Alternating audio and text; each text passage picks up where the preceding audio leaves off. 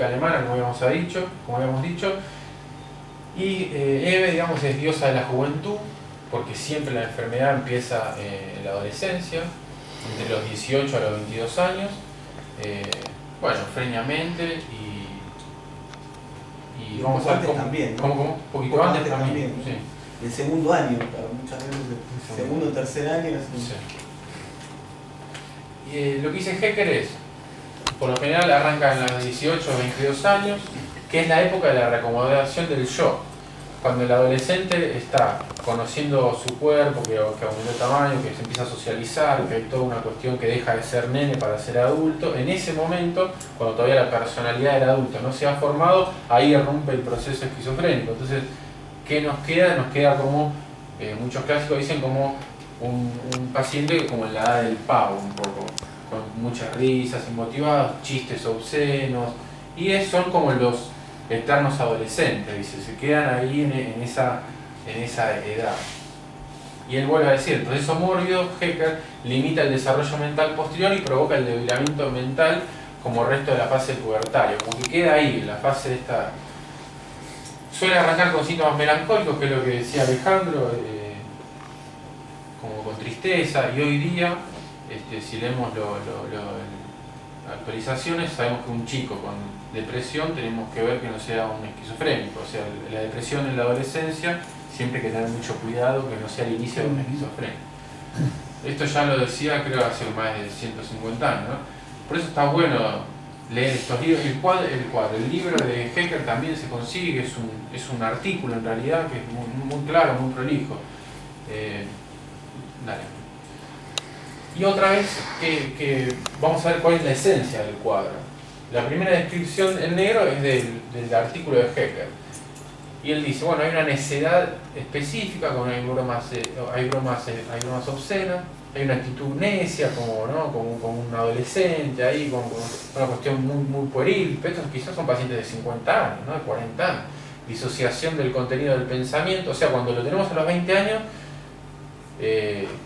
nos llama la atención, pero un paciente con hebefrenia de 50 años, que parece un nene de 15, llama más. Entonces, las conductas todavía nos llaman más la atención, ¿no? La ropa un poco extravagante, suelen mezclar las experiencias previas con el nuevo mundo ya loco, entonces mezclan y hacen toda una...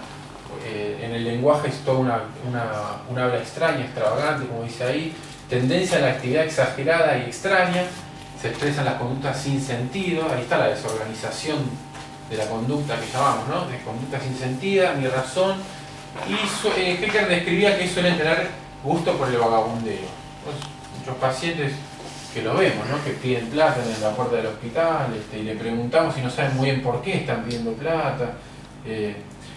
Y Hecker pone un ejemplo, es un paciente que se perfora la oreja con un alambre y dice por qué lo había hecho, y él dijo que quería hacerlo. Nosotros tenemos un paciente en la sala que se cortó un dedo y en ese momento le preguntamos y él dijo que lo había dejado su novia y quería sentir un dolor más fuerte, entonces se cortó un dedo. Entonces, las explicaciones, ahí ya hay una irrupción, ¿no? Eso no se acordar a Van Gogh, se corta la oreja, luego te hace como Gauguin, creo que una discusión. Y bueno, entonces, tomando el artículo de Hecker, Goldar, que va a buscar la esencia, y dice que todo esto que describe Hecker, la esencia del cuadro es la extravagancia. Los pacientes son exagerados en su conducta, son excéntricos, amanerados, bizarros, estrafalarios. Eso es lo que tenemos que buscar. Y en las conductas estas un poco sin sentido, son estos pacientes que quizás golpean la puerta y uno le dice estamos en una reunión y vuelven a golpear y se meten a buscar lo que está allá en el fondo, y vos a explicar y se vuelven a meter y se vuelven a meter, que son porque el paciente no puede leer el contexto social y cultural del momento.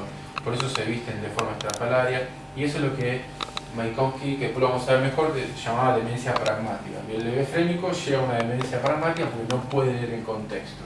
Entonces de ahí toda esta actividad un poco exacerbada, sin sentido, estrafalaria. Hay alguien del borde acá, no sé, o del ¿viste esas mujeres que están muy pintadas?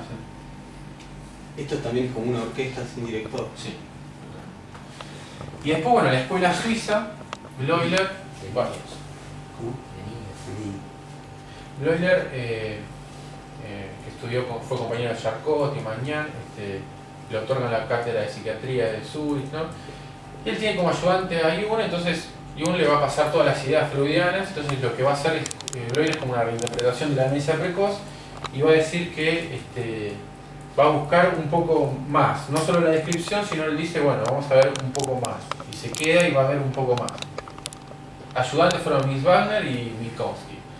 Vale. Entonces, Bloiler lo que dice es, en 1911 publica su monografía, que le va a poner el nombre, dice, se va a llamar demencia precoz o el grupo de las esquizofrenias. Y él dice, esquizofrenia porque yo lo que veo de esencia del cuadro es la mente encendida, el espalto, ¿no?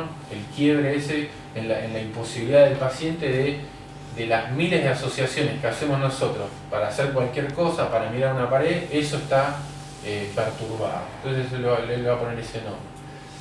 También dice, no todas las esquizofrenias terminan en demencia.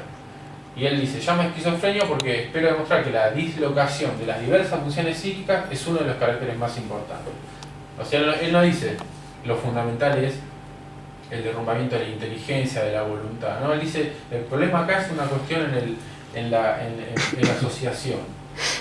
Ahora, entonces para diferenciarlo de Kraepelin, claramente, o sea, Kraepelin es un derrumbamiento de la personalidad. De funciones mentales, De claro. funciones mentales, con un trastorno de la inteligencia, la tríada clásica, el el afecto y afectivo y la la voluntad. ¿Y qué va a decir Bloiler ahora? Va a decir... Dice que la perturbación orgánica, lo que hablamos del morbus, que él, se traduce en el plano psicológico ante todo un relajamiento de las tensiones de la asociación que constituye la perturbación esencial. Lo que él dice es la asociación de las diferentes funciones psíquicas es lo que está, digamos, perturbado como esencia en el paciente esquizofrénico. No tanto el debilitamiento de estas funciones. Exactamente. Y después, ¿Se entiende o alguien lo puede explicar mejor eso?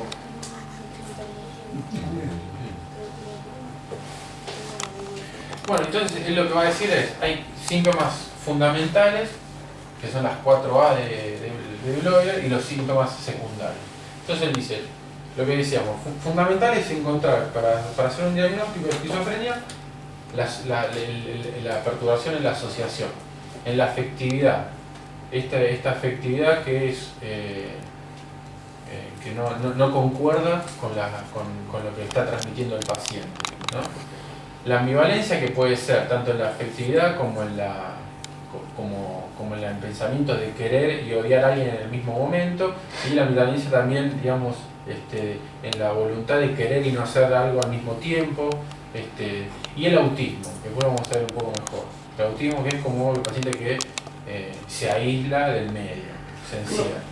Acá el autismo me parece interesante que lo vemos en los pacientes. Uno puede ver pacientes autistas que están aislados, tirados en una cama solos, o puede ver un paciente que está exaltado, grita, canta, pasa por acá, pasa por allá, parece que habla con uno pero no habla con uno, y eso también es autismo. Digamos que autismo no es solo en menos, sino en más, pero es no registrar al otro, es estar aislado aunque hable mucho o no hable, ¿no? Y los síntomas secundarios, otra vez, ¿no? Él dice, bueno, esto no es tan importante, ¿no? Todo lo que es los positivos, el delirio del trastorno de la memoria, las ideas delirantes, las alucinaciones, síntomas corporales, catatónicos, esto es, él dice, son secundarios, están, hay que verlos, da la variante, pero no es lo fundamental como los criterios digamos, fundamentales. Y lo que sí él dice, digamos, los fundamentales son secundarios al proceso mórbido, a la lesión en el cerebro, y dice, y los secundarios son reacción de la personalidad a los síntomas primarios. ¿Cómo reacciona la personalidad al problema primario? Sí, se defiende. Claro. Y Minkowski, que también fue ayudante, dice algo interesante. Él dice, a mí no me interesa lo que es mucho lo que decía ni Bloiler ni Kraepelin. Si bien yo digo, Minkowski dice, si bien esto lo veo en los pacientes con esquizofrenia, para mí la esencia pasa por otro lugar. Entonces Minkowski dice, acá la gente está sintónica o puede no estar sintónica y tiene un esquizoidismo. La sintonía es poder vibrar con el medio, poder contactar con el medio, no solo con las personas, sino con con todo, ¿no? Con el ambiente, poder estar conectado, que serían las neurosis, digamos. Y el esquizoidismo son esos factor constitucional, no sé si se acuerdan que ya lo vimos arriba, lo que era un factor constitucional, que viene con la persona y es ese paciente que no está tan conectado con el medio, que no vibra tanto con el medio ambiente ni con la gente, que le cuesta conectarse. Y él dice que sería un trastorno esquizoide, por ejemplo, hoy del DSM. Y él dice que si a eso le sumas el proceso mórbido, que ya vimos lo que era, con esas dos cosas tiene la esquizofrenia. Y que la esencia que da esto es la pérdida del contacto vital con la realidad. ¿Sí? Es como similar al autismo de Bloyer, digamos, es la imposibilidad que tiene el paciente, aunque nosotros lo entrevistemos, y eso de conectarse con el medio, estar conectado y de vibrar con el medio y de comunicarse y de poder leer al otro. Hay un ejemplo que cuenta Minkowski en su libro. Minkowski es un fenomenólogo. Está buena la clase porque partís de Glisinger con la enfermedad única, salís con Krepelin, después vas a Broiler y llegamos al fenómeno lógico que es Minkowski. Hay que reverla, porque bastante. Pero digo, y Minkowski lo que dice es dos ejemplos de dos personas diferentes. Una persona esquizoide, por ejemplo, uno planea para el día, para mañana ir al campo, hacer un picnic en el campo. Entonces uno se levanta, un tipo que es sintónico con el medio se levanta, está lloviendo y empieza a decir tengo que suspender, empieza a estar mal, se enoja, se deprime un poco. Ese es un tipo sintónico con el medio. Y un tipo esquizoide dice, lo que hace es, bueno, se levanta, llueve, prepara todo, va al campo, despliega todo lo que tiene que desplegar, llueve a cántaros, sigue, come y vuelve. Y no tiene ninguna queja al respecto. Digamos, eso dice alguien que vibra con el medio, digamos, alguien que no vibra con el medio. El ego distónico es el que no vibra con el medio y el ego sintónico es el que vibra con el medio. Yo cuando venía para acá, cuando digo yo, hay una persona que suele vivir en el barrio que vive en la calle y se llama Marcos. Él lo único que dice es que me llamo Marcos, es el único contacto que tiene, ¿no? Entonces él durante el invierno va sumando ropa y se va poniendo cada vez más ropa y pues como está en situación de calle cada vez, bueno, es como un lillera, diríamos, ¿no? Entonces hoy yo lo veo a Marcos, el otro día lo veo a Marcos y le digo, ¿y no tenés calor, no tenés con 40 grados? Y él dice que no. Y se queda con todas las camperas que le fueron regalando. Esa es la pérdida del contacto vital, ¿no? Ese es el autismo, de no poder reconocer el ambiente, de no poder... Y que no solo es psicológico, sino también es corporal, digamos, ¿no? A mucho frío están desnudos, mucho calor y están con mucho abrigo. ¿Vas a hablar del diagnóstico de penetración de Minkowski? Después. Bueno, y Schneider, en 1950, está considerado como el último clásico, toma mucho la psicopatología general de Jasper, y él va a decir otra cosa en la esquizofrenia. Va a decir que el diagnóstico es fundamental, en primer lugar. Para el pronóstico, para el tratamiento y para la peritación necesitamos un diagnóstico. Y él, si bien no le interesa tanto enfermedad por enfermedad, después vamos a ver qué es lo que le interesa, él dice, los postes que el de Krepelin siguen en pie. O sea, si se mueven no es porque se vayan a quebrar, sino porque son elásticos. O sea, la nosografía, por eso que los fenomenólogos no estudian las enfermedades, la nosografía krepeliniana va a impactar tanto que va a decir que esta es la nosografía base, digamos, que es la que hasta hoy día la consideramos base porque el DSM es krepeliniano, no en un punto. Y ahí está la crítica, ¿no? Dijo, la psicopatología krepeliniana es objetivante y Jasper, que penetra en la fenomenología, estudia un poco el fenómeno psicótico, es superado por esta cuestión. Entonces él dice, acá hay una cuestión fundamental en la esquizofrenia. Hay síntomas de primer orden y de segundo orden. Para yo hacer un diagnóstico de esquizofrenia necesito alteraciones de la vivencia del yo. Entonces le voy a decir, para que haya una alteración de la vivencia del yo, el yo es tener conciencia de mi cuerpo, mi pensamiento, de los límites. Acuérdense que el límite del yo es el no yo, digamos. Mi cuerpo yo sé que me llega hasta la piel, mi mente se llega hasta... ¿no? Cuando se pierde eso, a través de la sonorización, él dice varias cosas, pero fíjense que lo fundamental para la alteración de la vivencia del yo es las ideas de influencia. Cuando a mí pienso que me manejan mis pensamientos, o que se me van, o que mis pensamientos no los puedo manejar yo, sino que me los controlan y que me los roban, o que se divulgan, ¿no? Que se van. Todas esas cuestiones en la mente, él dice eso. Si tenemos eso, podemos decir que estamos frente a un esquizofrénico. Es diferente a lo que venimos viendo antes. Él dice, tenemos que encontrar esto para decir que estos síntomas de primer orden se consideraban como patognomónicos de la esquizofrenia que hasta hace muy poco, que hubo algunos estudios que decían que esto se podía dar en el trastorno bipolar. Otros síntomas esenciales dicen la sonorización del pensamiento. ¿Alguien sabe qué son estas cosas? Voces que comentan los propios actos. Bueno, digamos, son que lo vemos en los pacientes. Esto está en el DSM-4. Sí. Digamos que los pacientes lo tenemos que buscar. Eso que dice, voces que comentan lo que estoy por hacer, lo que pienso que voy a hacer, o dos voces que van comentando todo lo que yo voy haciendo. Pensamientos que se me escapan y me lo roban, alguien me está pensando lo mismo que yo pienso. Y digamos, todas estas cuestiones diferencian lo que es de la normalidad y lo no psicótico, y también lo diferencian de la ciclotimia. Si tenemos esto, dice Schneider, no es un maníaco depresivo, no es un ciclotímico, es un esquizofrénico. Bueno, esto está bueno porque los síntomas de primer orden lo leemos en todos los lugares, después no sabemos a veces qué son, pero... Y después yo voy a dejar las percepciones delirantes, que estaban como síntomas de primer orden, y las ocurrencias delirantes. Schneider dice, estos son síntomas de segundo orden, o sea, son de menor importancia para el diagnóstico, pero también los podemos buscar. Y entonces yo había dejado en negrita también la percepción delirante y la ocurrencia delirante.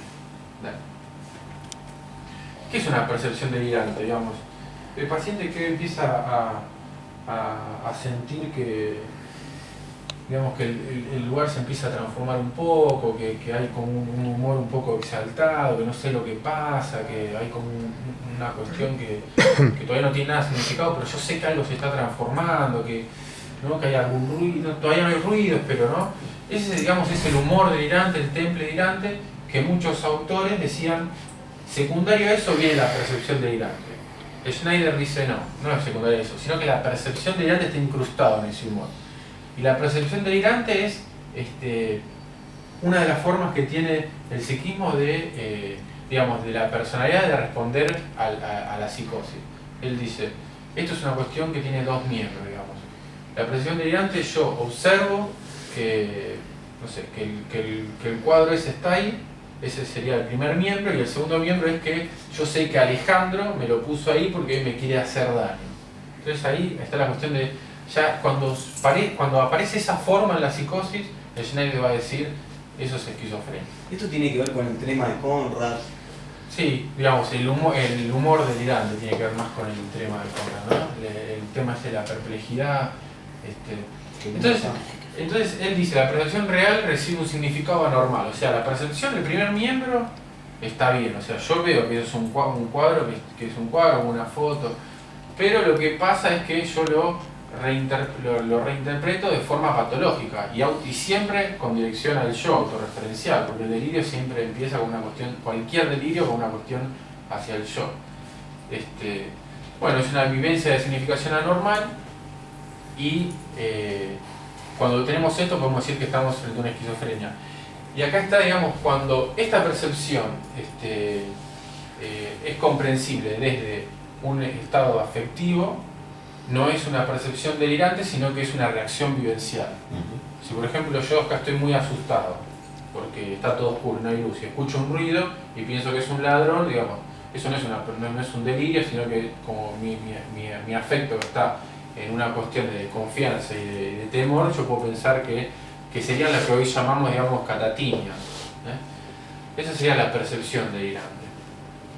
Y la ocurrencia delirante es unimembrada, digamos, es una cuestión puramente ideativa, que es esos pacientes que dicen, que un día aparecieron y dicen, yo soy dueño de esta casa, ¿no? De la nada, o sea, no hay una cuestión de dos miembros, una cuestión de interpretación. Él dice, esto es una cuestión puramente ideativa, ¿no? Que ahí ya está el humor delirante, el proceso no es ir generando delirio. Esto, ¿no? Yo soy Dios, esta es mi casa. Y después pone otras dos cuestiones, los recuerdos delirantes, que puede haber una percepción que yo tenía cuando era chiquito y le interpreto como delirante, o una ocurrencia delirante anémica, que es una ocurrencia en el pasado que yo digo, no sé, yo fui rey de tal país cuando tenía 10 años. Entonces Schneider dice, cuando todo esto se va sistematizando y todo esto se va conectando entre sí, se va a formar el sistema delirante. Entonces el sistema delirante es las conexiones entre las ocurrencias, las percepciones, las reacciones y el pensamiento delirante. Cuando todo esto se va conectando y se va, digamos, Schneider dice, esto es el trabajo delirante, esto es lo que hace la personalidad frente a la irrupción del proceso psicótico. El proceso psicótico es lo que habíamos hablado antes de Jasper. Cuando aparece el proceso, la personalidad que yo tenía construida hasta ese momento va a reaccionar con toda esta sintomatología. O sea, esta es una teoría de cómo surge el delirio, que muchas veces nos preguntamos, ¿qué es el delirio? ¿Cómo surge? ¿De dónde? ¿Por qué? Y el pensamiento delirante son opiniones fijadas. Y cuando el sistema delirante es como una conexión entre todas estas formas.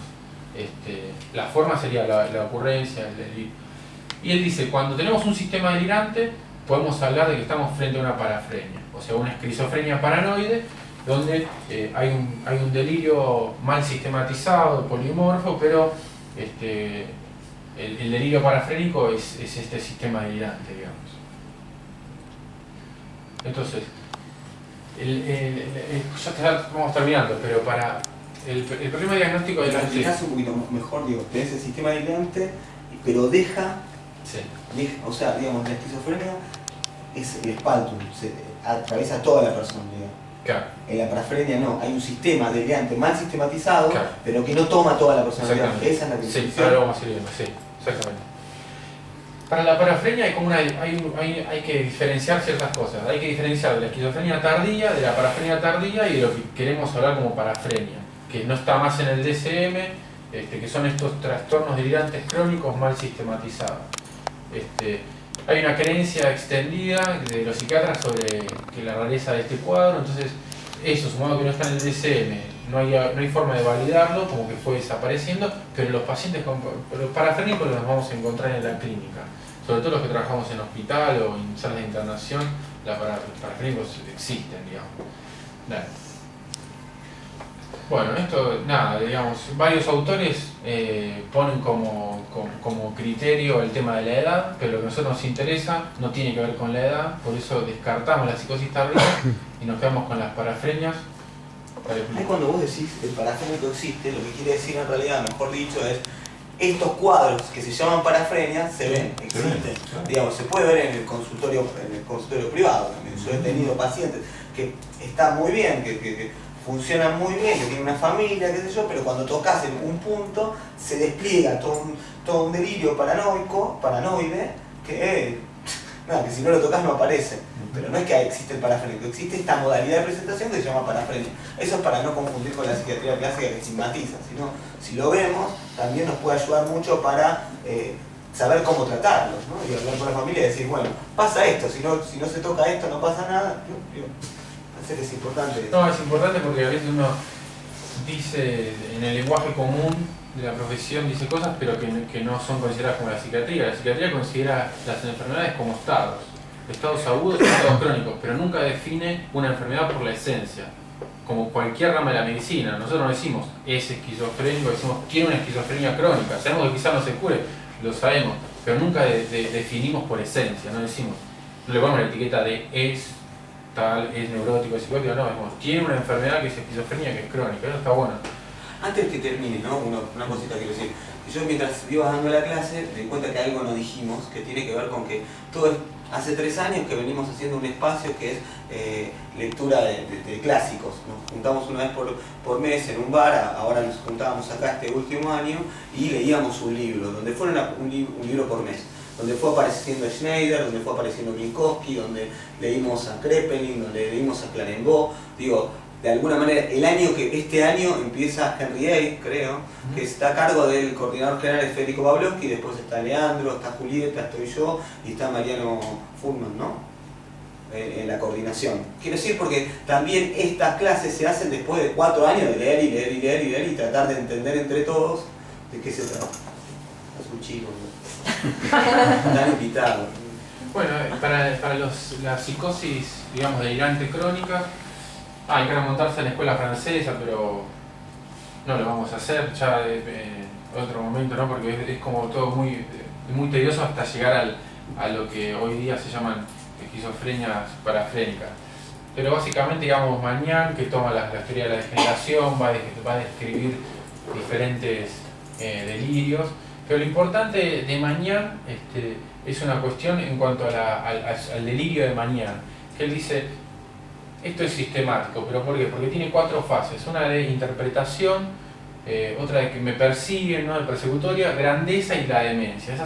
Por eso lo llama sistemático. Eso es importante porque después el delirio de Magnan lo va a tomar Kraepelin para describir su parafrenia sistemática. Pues después decimos, pero como si estamos diciendo que la parafrenia es un delirio crónico mal sistematizado, ¿por qué Kraepelin le pone sistemática? ¿Se comprende la diferencia?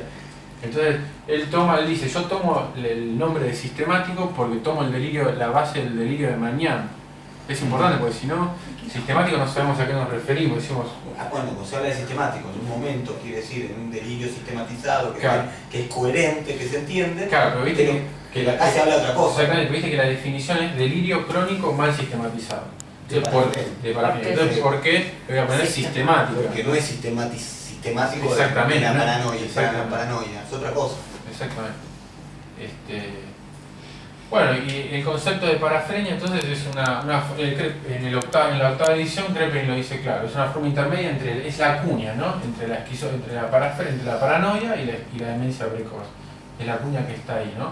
Y es un síndrome alucinatorio, crónico, polimorfo, delirante y paranoide. Y no tiene una desintegración de la personalidad, o sea, menor afectación de la emoción y la abolición.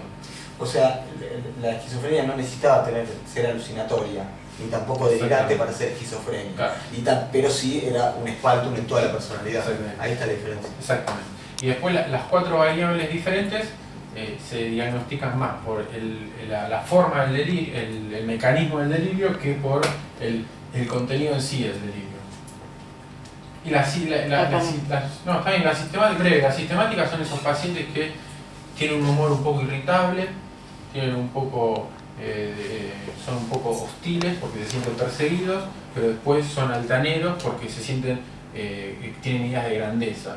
Y después sí llega la dementización, pero son estos pacientes que quizás pueden hacer alguna cuestión defensiva, violenta, de prender fuego, ¿no?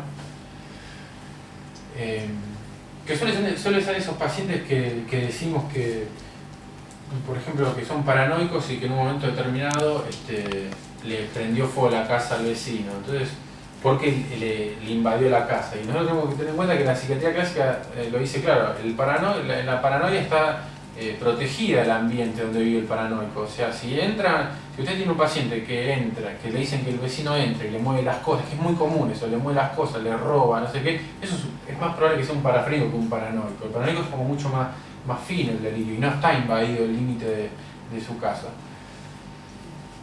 Y bueno, Leonard es el que más va a describir, digamos, todas las parafrenias. Ese está en el libro de Leonard, está bueno leerlo también. Agrega a las de Kraepelin otras 2.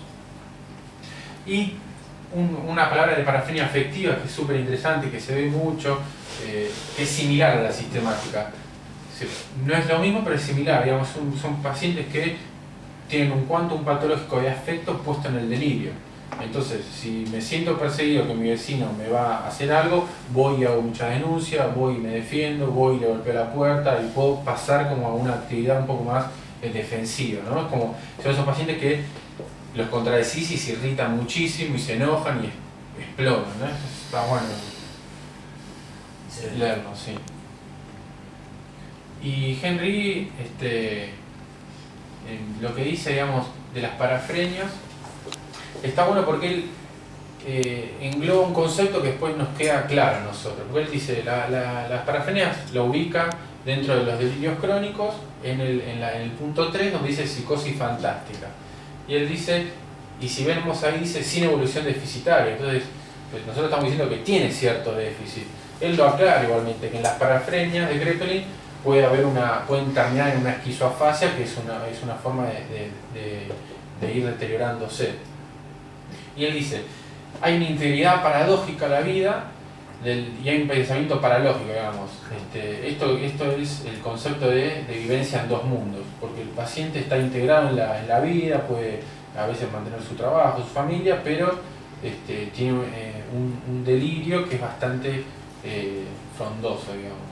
Y esta es la vivencia en dos mundos, el mundo psicótico y el mundo real, digamos.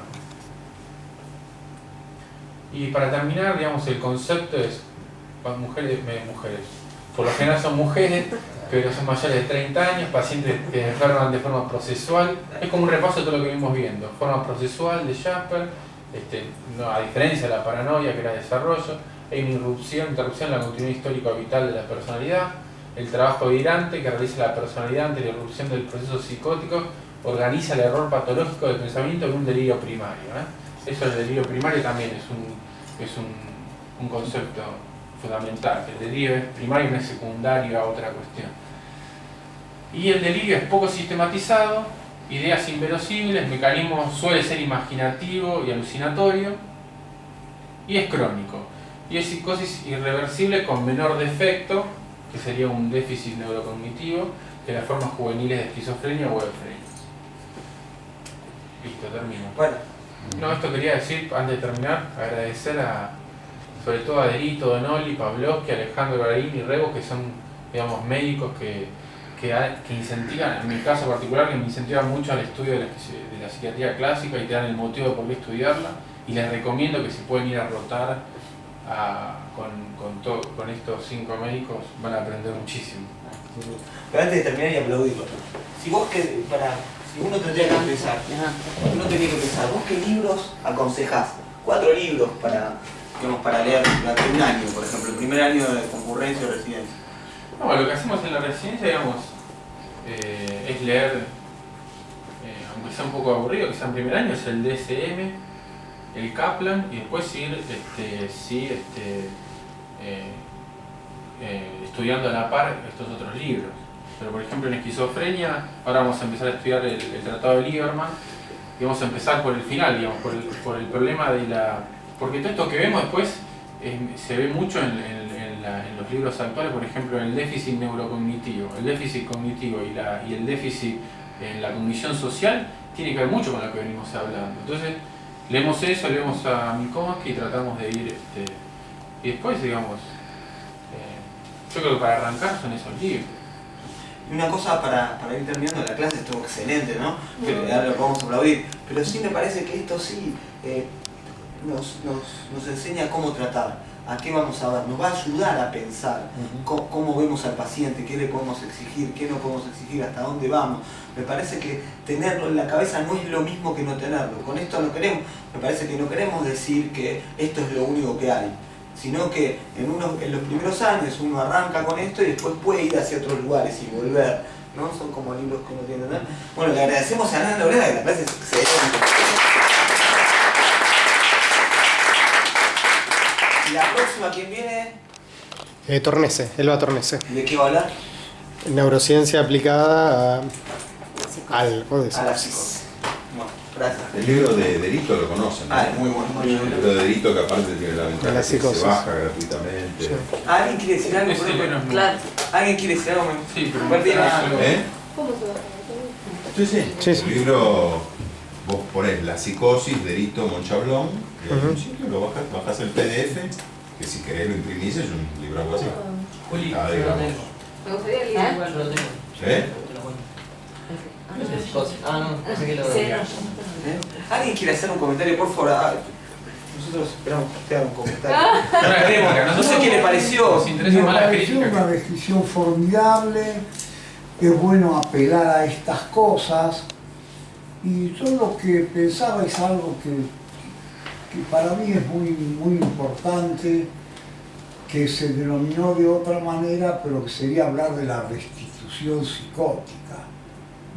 Claro que frente a la desintegración el paciente restituye. ¿Y cómo restituye? ¿Cómo se arma? Se arma con un delirio. Pero esto no es de la esquizofrenia nada más. Las depresiones muy severas generan delirios pero tremendos, tremendos. Y el paciente sale de la depresión con medicación y dice, parece mentira las cosas que pensaba, rectificando eso que cae como que cae de arriba, una cosa procesual, de, bueno, aparece algo. Y bueno, yo he visto cosas de no creer, ¿no? De pacientes con depresión mayor, muy severas. Ahora, lo que resulta a veces dramático y al mismo tiempo algo cómico es que cuando vuelve el episodio depresivo a los 2 o 3 años, a mí he pasado en algunas oportunidades uno con una cosa de abordaje del problema del paciente y llevarlo rápidamente a que acepte que esto que hoy padece de una forma tan dramática puede ser transitoria. Le dicen, mire, recuerda que hace 2 años usted también armó esto. Y la respuesta que encontré más de una vez es esta: sí, pero ahora es cierto. Y ahí me liquidaba. Ahora, esto es distinto a una esquizofrenia, es muy distinto, pero yo creo que el mecanismo íntimo es armar algo porque la desintegración o la pérdida total de líbido, esa energía vital en el depresivo, es intolerable. El delirio, por más tremendo que sea una depresión severa, es nada frente a la pérdida del sentido vital. Nosotros estamos viendo en el área con un paciente que estamos viendo si es un melancólico o es un esquizofrénico. Sí. O sea, tenemos esa disyuntiva. A veces los diagnósticos diferenciales nos cuesta mucho y lo va a dar, como es un proceso, lo va a dar el tiempo. Pero a veces, la verdad que está bueno lo que usted dice, porque ese spaltum, esa rotura de la personalidad también se da en la melancolía, y es verdad. Y cuando estamos en ese momento y estamos viendo, no sabemos bien si es un esquizofrénico o si es un melancólico. Nos pasa esto, ¿no? Yo diría que hay algo muy sutil y que es importante en mi experiencia. En el paciente que hace una depresión mayor, un cuadro melancólico muy severo, uno en el relato que hace el paciente de su padecimiento encuentra que hay una congruencia, digamos, anímica con lo que le ocurre. En el esquizofrénico hay como una separación, como que no está tan consustanciado con lo que él dice que parece. Esto es sutil.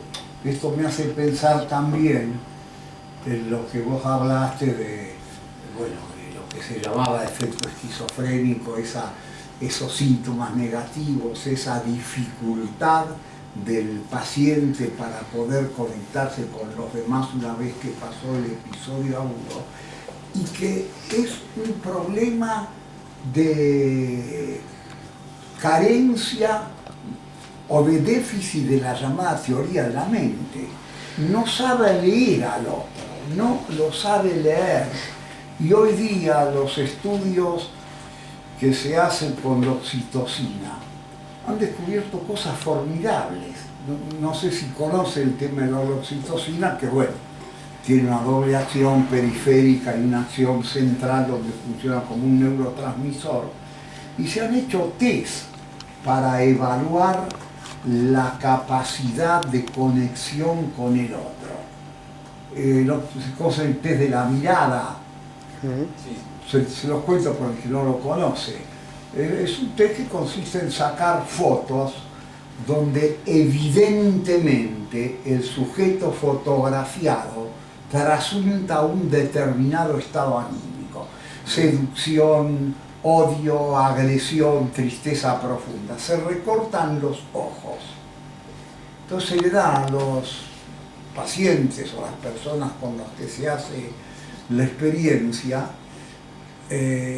estos recortes y que digan estos recortes con qué estado anímico del otro se corresponden. Y en los esquizofrénicos hay un déficit tremendo. Y en experiencias con sujetos normales, a los que se le da oxitocina, la cantidad de aciertos es estadísticamente significativa. Y hoy día se supone que muchos trastornos del espectro autista tienen que ver con este déficit de oxitocina. O sea que hay un terreno tan vasto que es apasionante, ¿no? Me Y parece lo que van a ver ustedes, nosotros veíamos poco, hoy día con lo que está apareciendo, dan ganas de estar prendido todo el día a la maquinita buscando lo que aparece, ¿no? Y si me perdonan, les doy una sugerencia final que a mí me está trayendo mucha gratificación.